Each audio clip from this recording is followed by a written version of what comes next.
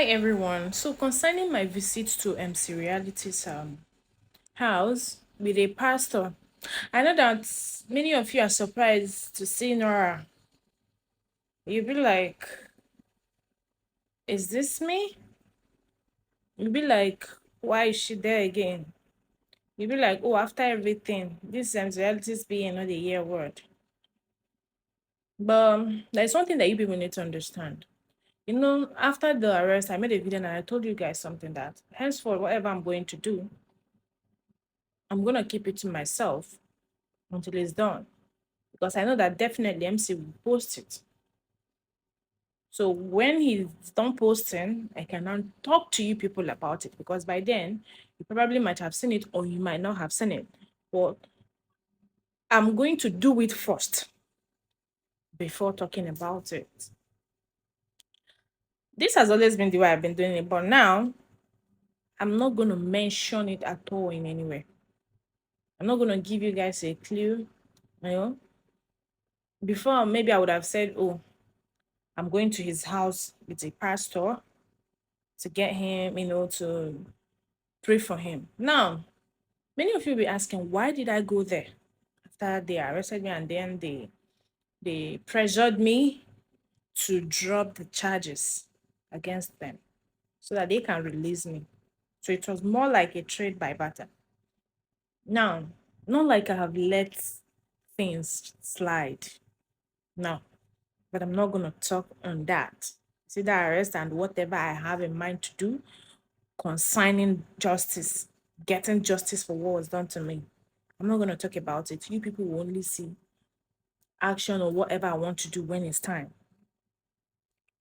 But concerning my visit to his house, now remember, they requested that I should come back.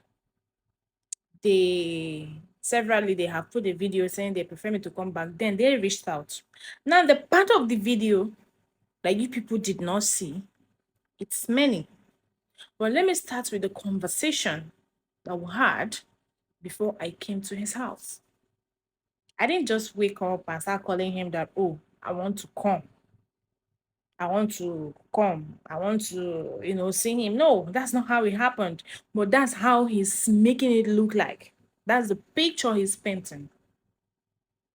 Now, I was expecting that he would probably talk about it, that, oh, he was the one that reached out to me to come. Now, he didn't talk about it. Now, look at what happened. After that arrest, I became sick, I was down and everything. He didn't reach out to me. He only reached out to me like a day or two after I posted a video of me in the hospital. That was when he reached out to me. He called. I didn't pick it. He sent messages, trying to check on me and stuff like that. So I didn't pick because I didn't want to talk to him. I was still down with everything that happened, the way they, pressured me to drop that lawsuit. So, but as I started getting better, I now decided to, okay, pick his call one day like that. And then he apologized. Don't you people should not think that I did not record that call. I recorded it. But you know why I'm not putting out the call? Because now, right now, I'm trying to be careful of what I post if I must get my justice. Because they have tried so many times, or they are actually trying to use, to have something they will hold against me. People might think that in their eyes, let me not go there. But he called me and then I picked and then he apologized for everything and still said that he's ready to make amends, that it's me that he wants to work for him, that even Candy is saying the same, but it's not even about what Candy is saying, it's now about what he wants. Because it's as if to say his business has been on hold due to this back and forth.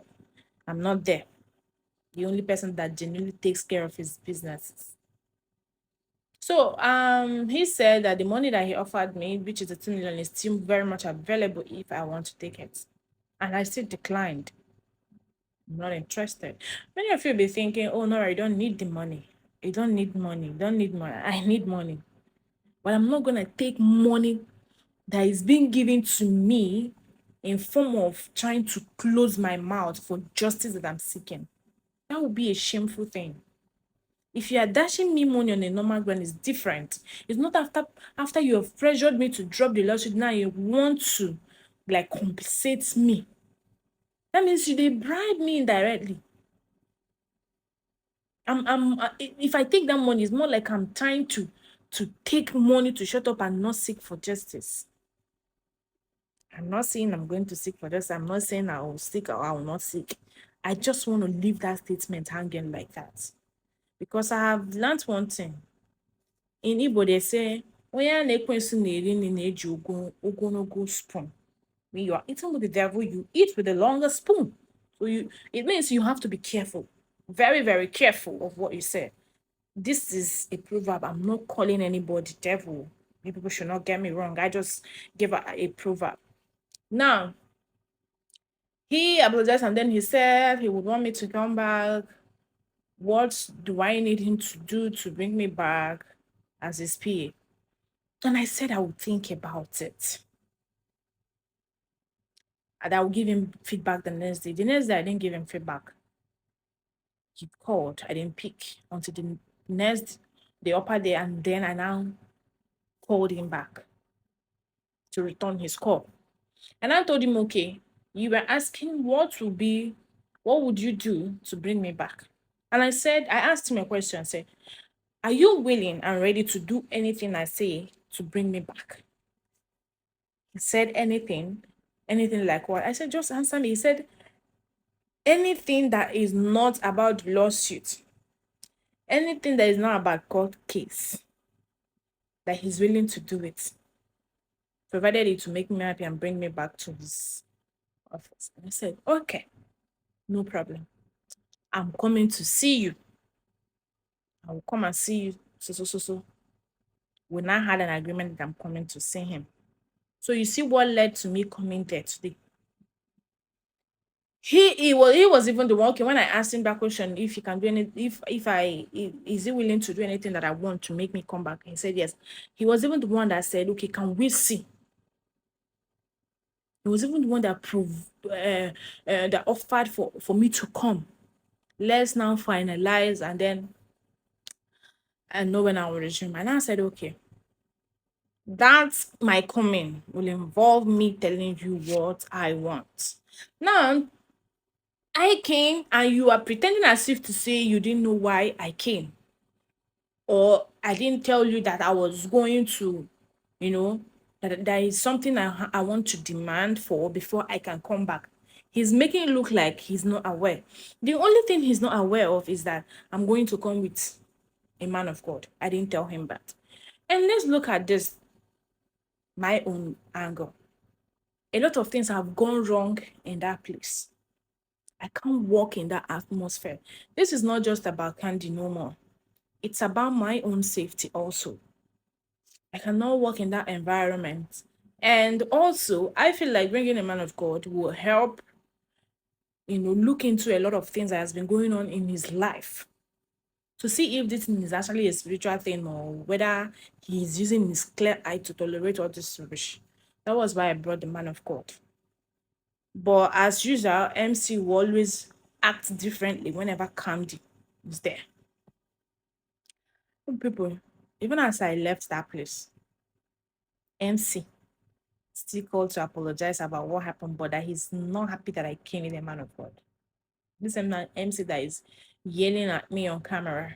See, there is a lot that is going on, but I'm trying to take it one step at a time. I'm not trying to rush anything. I'm not trying to, twist anything. I'm just watching. You people heard when Candy was saying that she doesn't want to have issues with me. She's trying to avoid having issues with me. The same Candy, we are dropping statements to trigger me again.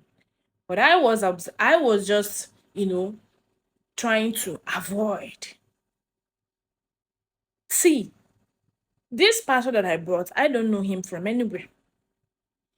Because before now, a lot of people have entered my DM to suggest so many things. Some even dropped, many pastors' number.